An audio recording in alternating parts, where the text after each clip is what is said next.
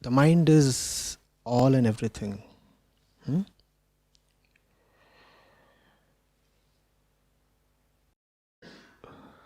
The prayer is to nourish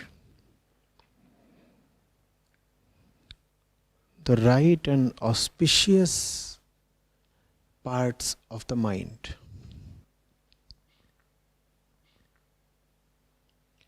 The mind is the highest and the lowest. And the mind can take you higher and higher, and the mind can take you, that is itself, lower and lower.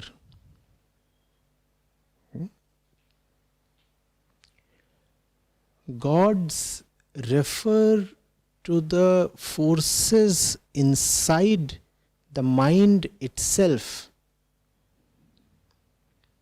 that offer it ascension and upward propulsion.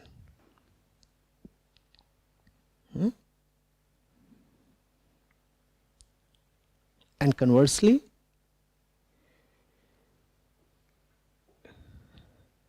Danavs or demons refer to the forces within the mind itself that sink it into all kinds of depravities and perversions. Both these reside very much within the mind itself. Getting it?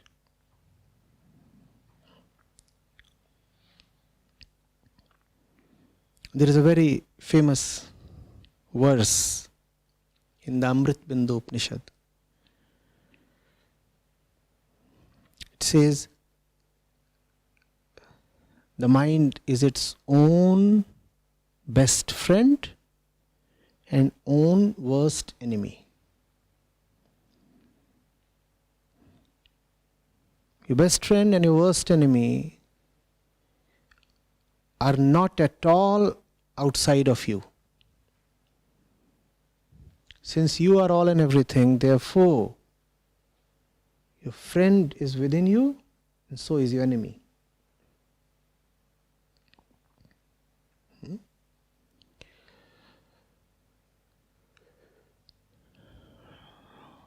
Why do the gods have diverse names as have the demons?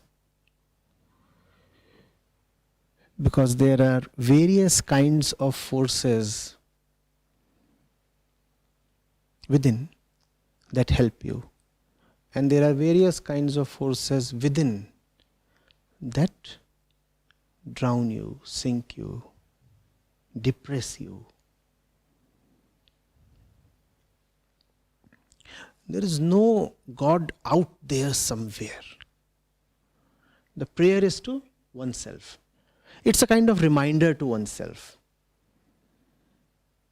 It's an encouragement to oneself.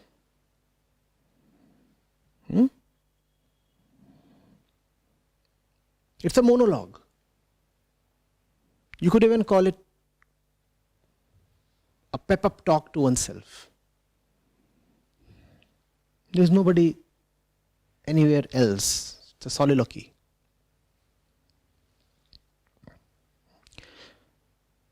So the teacher and the disciple are together saying, may I hear what is auspicious? It's being said, O gods, may we hear what is auspicious. How do you have to read it? May I hear what is auspicious, because the gods are not outside of me. So if I'm praying to the gods, I'm actually praying to myself. So I'm telling myself, may I hear only that which is auspicious. I'm reminding myself. At one level I'm reminding myself. At another level I'm chastening myself. Whatever you call it. But I know that I carry gods, but gods are not all that I carry. Therefore, I need to be cautious. There are gods within, but there are others as well, and they are not quite as godly. And hence, the prayer is needed. And hence, praying always contains power. Praying is not wish fulfillment. When you pray to someone else, it's not that someone else will come to help you. When you pray, you are actually preparing yourself to be a better friend to yourself. Not getting it. When you are praying, it's not that I am praying to her and she will come over and lend her hand in some way and assist me. No. When I'm praying, I'm actually telling myself to be a better one, a wiser one. Because there is nobody anywhere to come and help me. If I am to be helped, the help has to come from within. And therefore, all prayers are directed invariably to myself. And when you are praying, you are full of self-respect. Why? Because you are praying to that part of yourself which is godly. No? You are saying, oh gods, may we hear that which is auspicious. Where are those gods? Within. So when you are praying, that's your highest perception of yourself. On the contrary, what we find is often when we pray, we think of ourselves as feeble and helpless. We prostrate. We say, because I cannot do anything, because I am helpless, so, oh heavens, come over and do something about my condition. Nobody can do something about your condition because there is nobody except you. You are responsible for what you have become, and you are responsible for what you will become. This responsibility is at the center of all genuine spirituality. Unfortunately, there has been a very popular version of religion that inculcates, breeds a very enfeebling kind of meekness. Now, genuine meekness is an entirely different thing. I'm talking of a decapacitating weakness. An enforced kind of helplessness. And that helplessness we prefer because it helps us remain irresponsible. I'm so helpless. What can I do? To be responsible, first of all, you have to accept that you are powerful enough to bring change. No? If you say, I have no power, then you can have no responsibility. Responsibility and power go together, right? If a person has no power over anything, would you ever hold him responsible for anything? No. So when you say, I am powerless, do you see what you are basically inwardly doing? You are evading responsibility. It's an internal attempt to just evade responsibility. We are not powerless. Not when it comes to the inner world.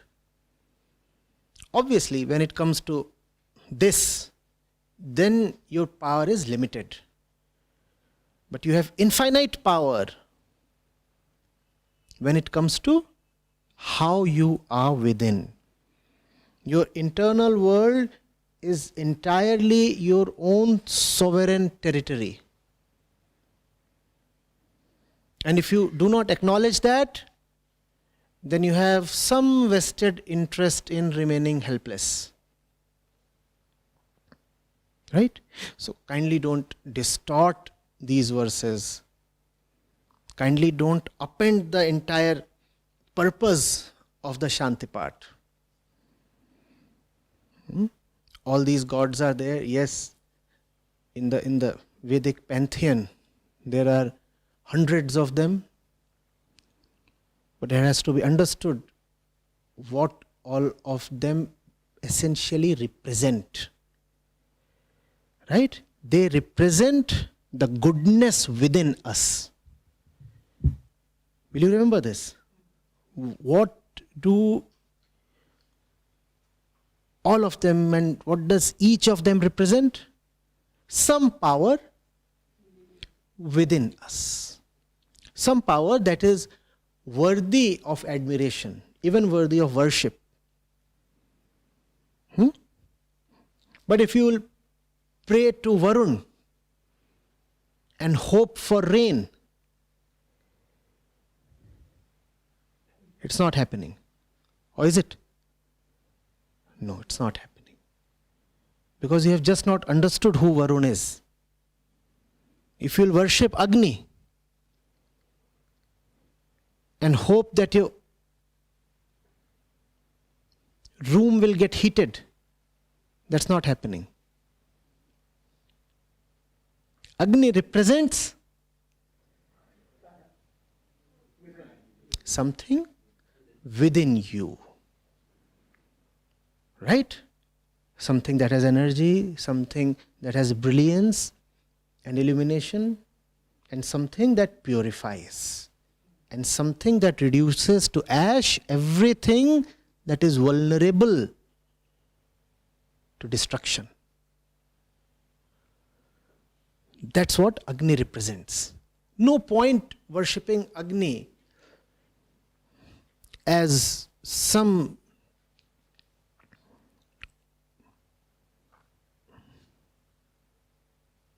otherworldly entity or person or embodiment of some, I don't know, hallucination.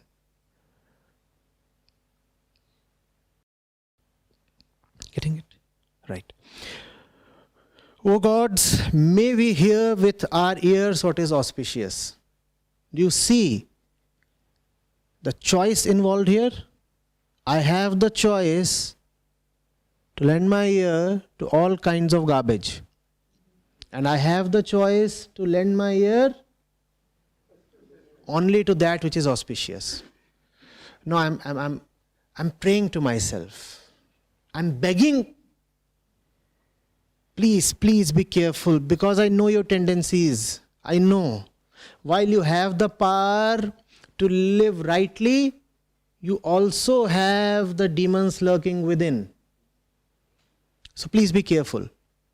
Listen only to that which is auspicious. Do not listen to anything else, please. Now this does not mean that if you have made this prayer, then the gods will send only auspicious words down to you. No.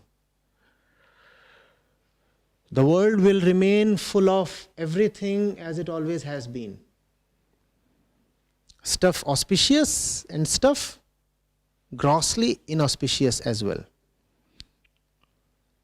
But if you have made this prayer, then you will probably be careful to let in only the auspicious part. I want only the right things to enter me. Now, is this too complicated a thing? Isn't it something extremely straightforward? It's like, you have those notes to the self. Those sticky things you put on the wall or on your desk or somewhere. It's a note to oneself. Listen rightly. Listen rightly. And Gautam Buddha repeated this a few centuries later. Eat rightly, listen rightly, walk rightly, speak rightly, think rightly. Remember his eightfold path? What else is that? Earn rightly, right livelihood. So here, listen rightly. Listen rightly. And gods will not help you in that. Only you can help yourself. Or you are the God who would help you. That's nice, no? I am the God. I am the only God. And therefore I'll pray to myself. And when I say I am the only God who can help me, I'll not forget that it's not only God that I am. Yes. That's the thing about the ego. Potentially it is the sky.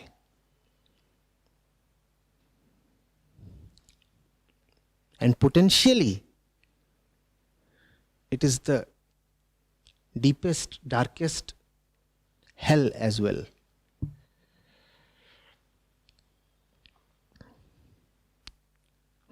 When you therefore look at yourself as the highest, never in your enthusiasm must you forget that in a split second you can fall down to be the lowest. That's human predicament. Potentially the highest, mostly the lowest. While it is true that great potential beckons us, it is equally true that most of us are not equal to that potential. That potential remains merely that, a potential, not our actuality.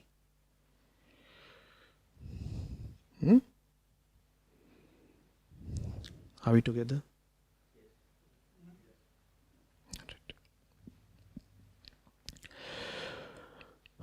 O Devas, worthy of worship.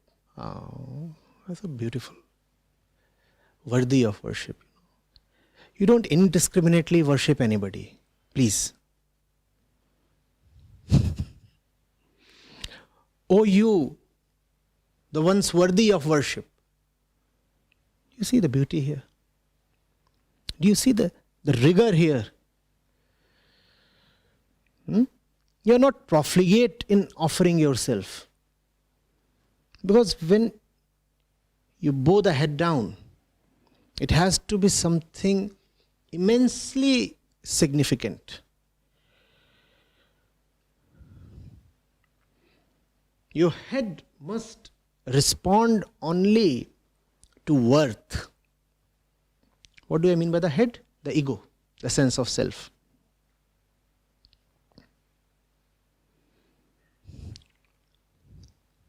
Don't just prostrate anywhere. Be firm. The man of scriptures, the man of wisdom. And when I say man, that means mankind. I'm not excluding women. It's a bit old school, I know, but please. The man of wisdom is not weak or supine or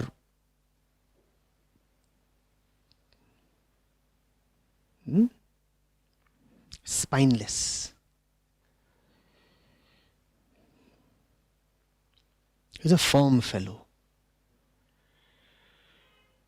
Because he does not surrender easily, therefore his surrender carries meaning. If you keep surrendering everywhere, does your surrender have any significance? That's what. Worse still, if you keep surrendering everywhere, what is left with you to surrender?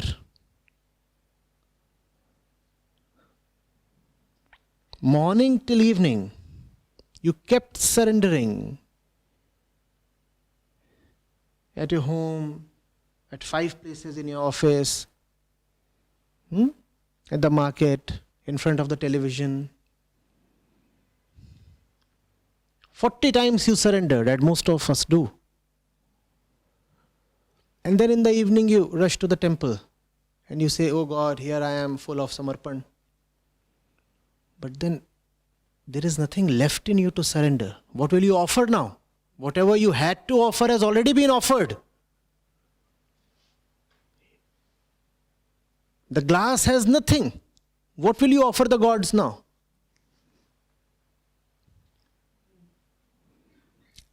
Right? Therefore, for surrender to have any meaning, you should firstly be very resistant to surrendering. Mostly we do not appreciate this.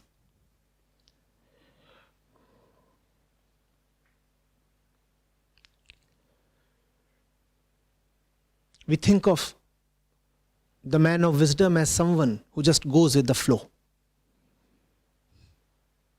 And this phrase has gained a lot of momentum in recent times, no? Going with the flow. Just go with the flow. No, he doesn't go with the flow. Never. Or you could say, yes, he does go with the flow, but only with the right flow. Because there are several kinds of flows. All flows are in the mind. Which particular flow is carrying you away? Ask. There is a flow of hormones. Go with the flow. Huh? And there is that weekend party. And there is a flow of booze. Go with the flow. Anger has a certain flow. Fear has a great flow. Prakritic tendencies have a tremendous flow. Will you go with the flow? Therefore, firstly learn to be resistant to all these flows. Resistance is negation. Neti neti. That's the method of the Upanishads. Negate. Negation is another name for resistance. Say no. Before you start saying yes to God and Brahm and truth and this and that, learn to say no. If you can't spell no, what's the value in your yes? Is there any?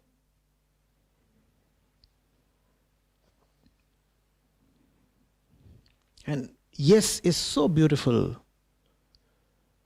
when it comes after a long series of no's. And then yes is beautiful. Because now this yes really means something. It's been something really precious that you have kept close to your chest. You have offered it only when the right time, the right person, the worthy occasion has arrived. You're not spilling it all around. Do you just keep throwing away things precious? Huh? Your yes has to be something very precious.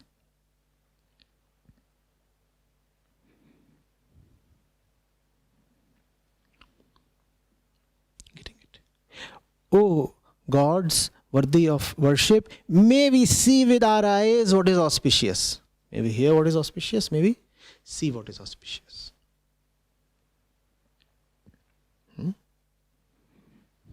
And what is auspicious?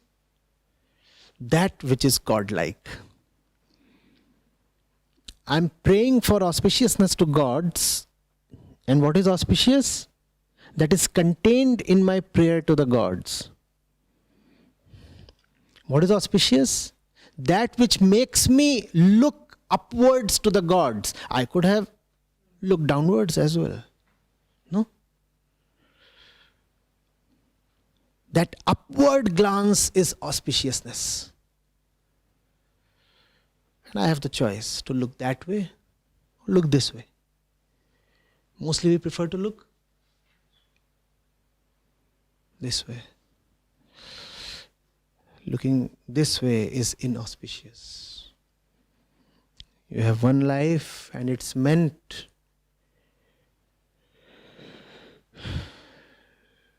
to be lived in love with the sky. And then you don't fall in love. If you are in love with the sky, you will rise in love.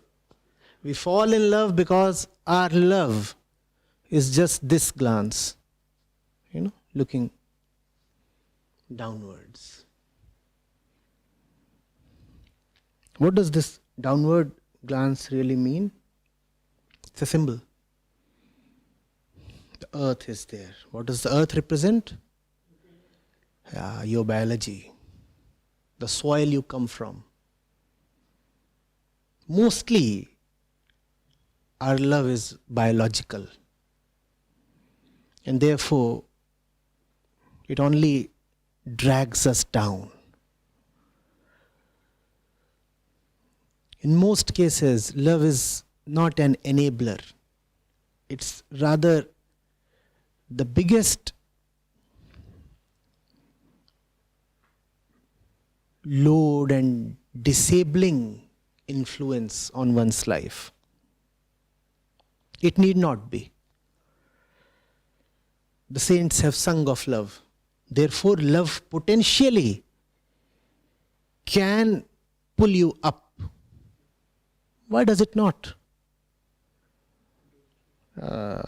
Because we are indiscriminate in loving. Because in the moment of love, we just go with the flow. We get so carried away that we don't bother to pause and ask, what really is this? What is happening? What am I saying yes to? Question is rarely asked. No? And then to justify our foolishness, we say, you don't think in love, and if you are thinking, then it is not love. A madman does not think because he cannot think. Neither does a drunkard. Does that lend goodness or auspiciousness or credence to his actions and utterances? He does not think, does he?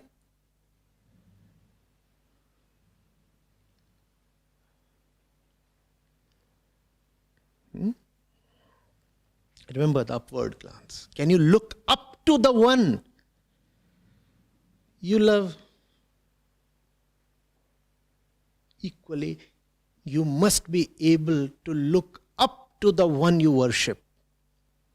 Don't just randomly start worshipping anything. Somebody indoctrinated you into a formal religion, what we call as a faith, which is not faith at all. A way of thinking, a certain set of beliefs. And you start worshipping. No. Be it love, be it worship, they deserve to be offered only to the highest. Only to the highest. In fact, there must be no difference between the two. The one you love must be worthy of worship. And the one you worship, you must be in love with. If there is a difference between the two, then there is a problem. Big problem. If you can't worship your lover, then drop him. Or her, whatever. I don't know.